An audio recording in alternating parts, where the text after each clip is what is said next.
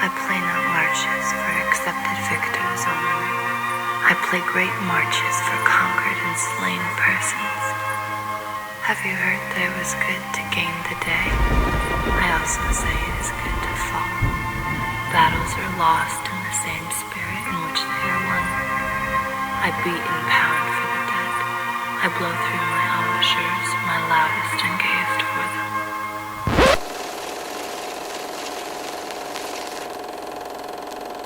Lana Del Rey, also known as May Jailer, Lizzy Grant, Gangster Nancy Sinatra, or Sparkle Jump Rope Queen, rose to fame during a very pivotal moment in pop culture. The early 2010s saw the first real complete adoption of social media and smartphones, which led to a rapid decentralization of culture and music. For the first time, people had multiple avenues to access information and art, and were not limited to mainstream ones like the radio or television. Sites like Tumblr and YouTube allowed for grassroots artists to garner massive fan bases who would have otherwise just faded into obscurity. This new online environment allowed for truly niche artists to gain prominence in a world where previously only a corporate label could. Lana Del Rey was one such artist. Now, I've actually heard people today say that Lana Del Rey is mainstream, which as someone who's been following her for over a decade is honestly crazy. But at the same time, it is true that social media and specifically TikTok has allowed for artists to become larger today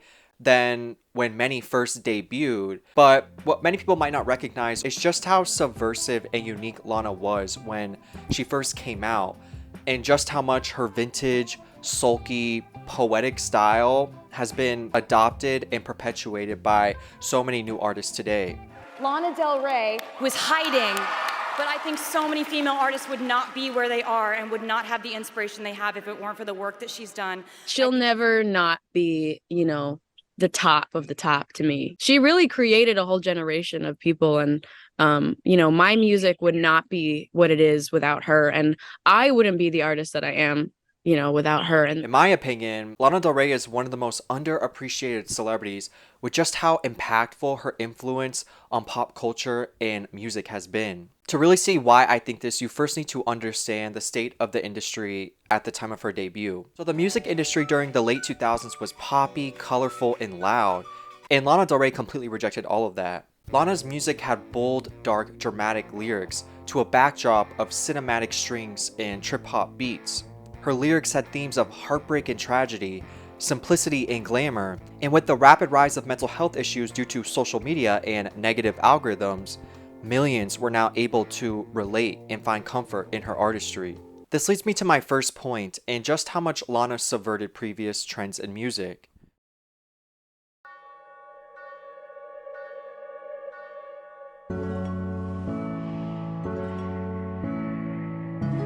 Lana first rose to prominence when her song Video Games went viral on sites like Tumblr and YouTube in the summer of 2011. Video Games was a slow, somber ballad filled with vintage Americana stock footage and clips of Lana looking sulky and depressed. Go play a video game.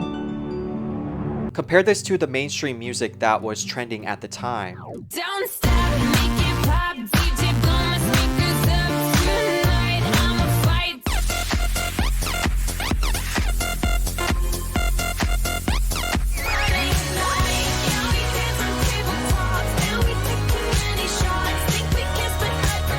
Loud, upbeat, poppy songs like TGIF by Katy Perry or Super Bass by Nicki Minaj were the standard, making Lana stand out even more. In an almost postmodern, anti-consumerist way, Lana rejected the loud materialism and shallow pop that was so common at the time for a more intense, dramatic, and at times dark sound. Before Lana, and obviously really just the 2010s or recession of '08, neoliberalism dominated all facets of society, and our music tended to reflect that. Now, for those who may not know, neoliberalism is an economic model that was first adopted by Ronald Reagan in the 1980s, which emphasized free market capitalism and a turn towards consumerism, materialism, and hyper-individualism. Whereas before, society focused on finding deeper meaning in community, family, career, or a cause bigger than yourself, Now it was about consumption and wealth above everything else. Popular music and culture was almost entirely hedonic, fun, and escapist. This music steered clear of dark or heavy subjects like suicide or depression,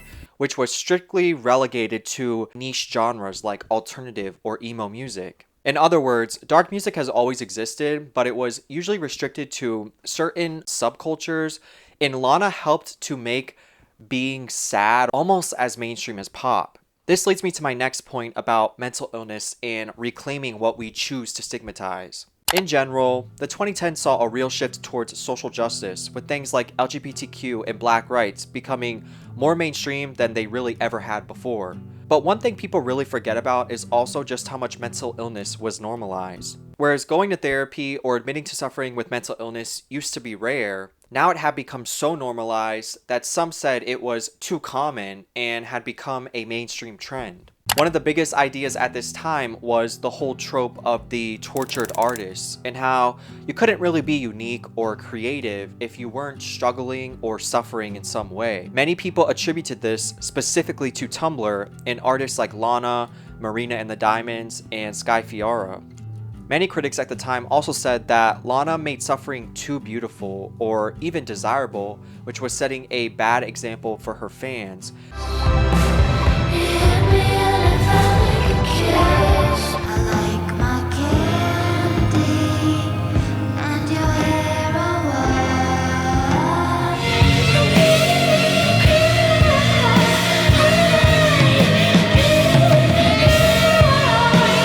And while I can definitely understand and even at times agree with that point, I also think it's much more nuanced than that.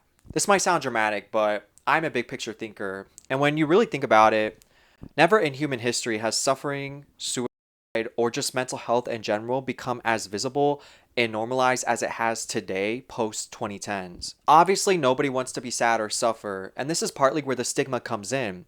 But Lana represented this shift towards an almost acceptance of your suffering, and instead of hiding and suppressing, you now indulge and romanticize it. On this point, a lot of you always ask about my art and what it means, and it was actually inspired by this same exact concept. My art is based off events in my life that were actually pretty dark, but that I choose to show in a beautiful romanticized light, and I honestly attribute this mindset I have to the influence that Lana had on me as a teen. When you feel so cornered by your mental illness and are constantly fighting and trying to overcome it, seeing someone basically say it's not only okay to suffer, but that it can be just as beautiful as anything else in your life is subversive and above all comforting. In this weird paradoxical way, indulging and surrendering to your suffering alleviates some of its pain, making it easier to deal with. Now, this isn't to say that you should want to be sad or actively resist treatment, of course, but more that accepting your problems can sometimes be the first step in helping you feel better.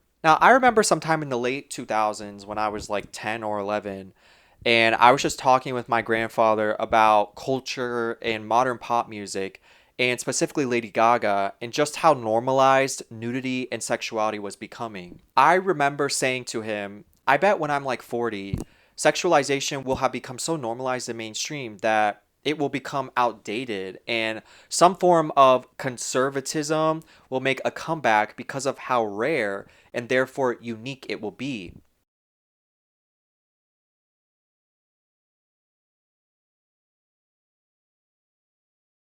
I think the appeal of Lana Del Rey is a perfect modern example of this. Topics like the male gaze and patriarchy are more popular than ever, and many women are tired of feeling they need to be so sexualized to gain some form of value in modern society. The neoliberal themes of materialism, hyper-individualism, and just plain vapidness have become so mainstream that to many it's now corny or cringe. People today crave meaning, purpose, and substance that goes beyond the shallowness of modernity.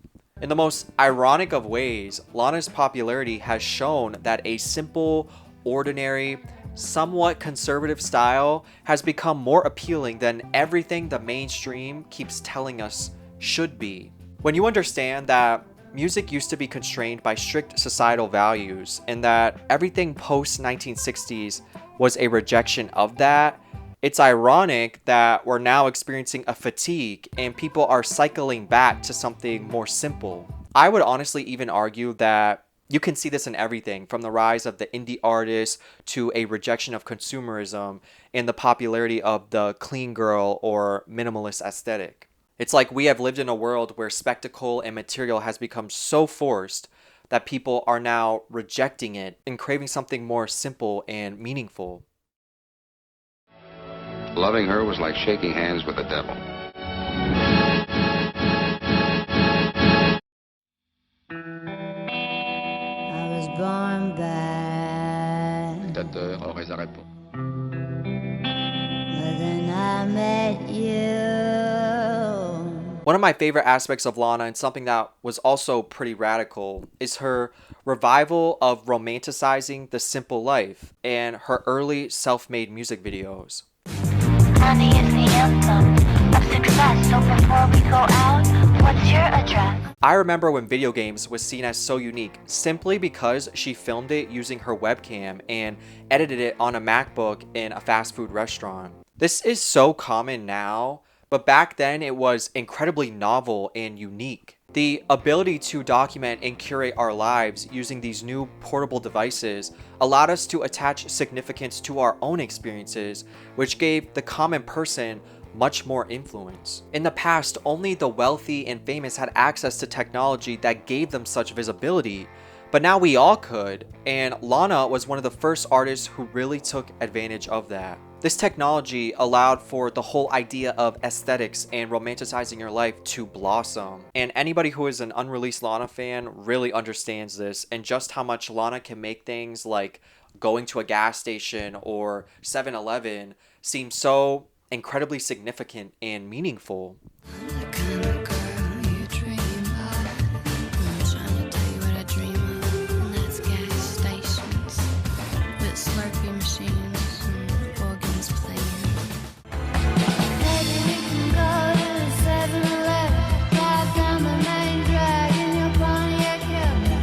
Again, this shows a shift away from and a rejection of the unattainable mainstream materialistic lifestyle and a turn towards finding beauty in the ordinary. Now, while making this video, this is going to sound insane, but my decentralized brain kind of marries this point to something I already talked about in an older video. So a couple months back, I made a video about the history of Christianity and just how radical and subversive that religion was, and it unironically reminds me of Lana. I know how this sounds, but please stay with me here. You'll understand what I mean. You should stay real close to Jesus. The story of Christianity rejected what was the mainstream for religions at the time. Religions usually had fantastical stories of emperor gods or superhuman warriors with otherworldly appearances, which helped to reinforce that God is above and beyond the human experience. Christianity basically said, actually no, this person born into poverty and obscurity, who looks just like me and you, who has an insignificant position in society, is the one true God. The implications of this, of course, is that all throughout Christian art, we see divine significance attributed to the most relatable and mundane of human experiences, like a woman becoming pregnant, a man having dinner with friends, or washing a friend's feet. From this perspective, Christianity was so radical because it said God looked and lived just like us. And because of this, through our art, the human and all seemingly insignificant aspects of life can now be viewed in an incredibly beautiful and transcendent way. And I think Lana, in a way, is doing something similar with her portrayal of the ordinary as so beautiful.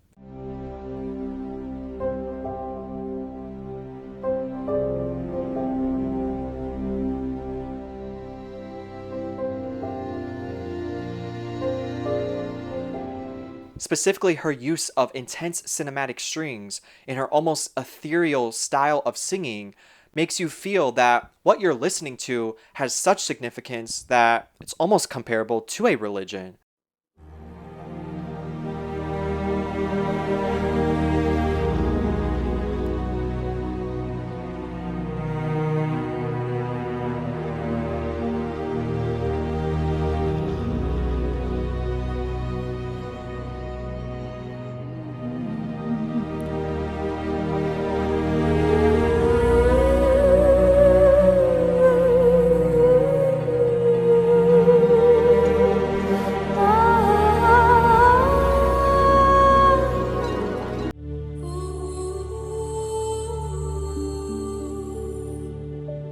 But I genuinely think this one aspect of Lana makes her the most appealing to people. Like Christianity, most people find comfort in a story or person who is just like everyone else and rejects the elitist lifestyle of the time. We tend to gravitate towards the obscure, relatable underdog in a person that validates our lives and experiences as they are instead of telling us that we need something more.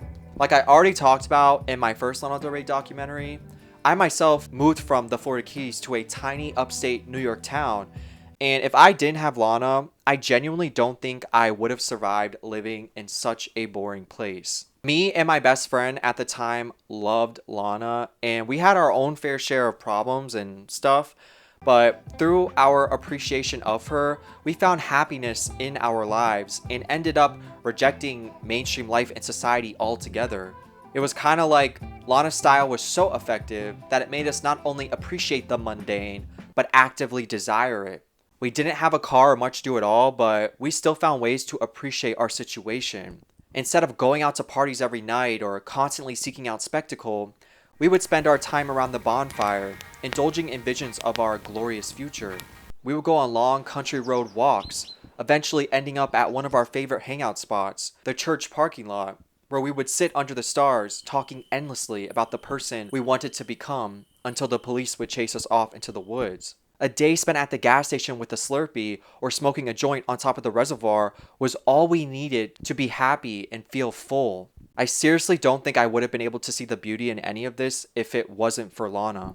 I would have probably instead been in my room all day feeling depressed that I didn't have the newest car or biggest house or whatever thing everyone was posting about and buying at the time. Above all, Lana Del Rey and her unique style has been much more influential than I think many give her credit for. Through her admiration of the ordinary, courage to indulge in the tragic, and insistence on romanticizing life, we are shown in an almost spiritually mindful way that we can all find happiness and beauty in our life no matter the circumstance. We have more control over our sense of fulfillment than we know, and if we just slow down and looked around a bit more, we'd be able to see that. I'm Lana Del Rey, and I'm a singer.